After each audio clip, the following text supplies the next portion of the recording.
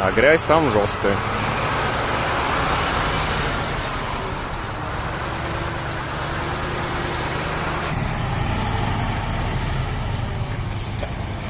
Хорошие бревнышки.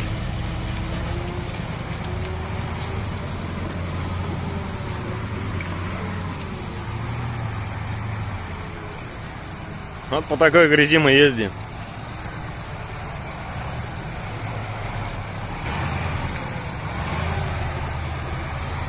Остальная наша толпа где-то все там сзади.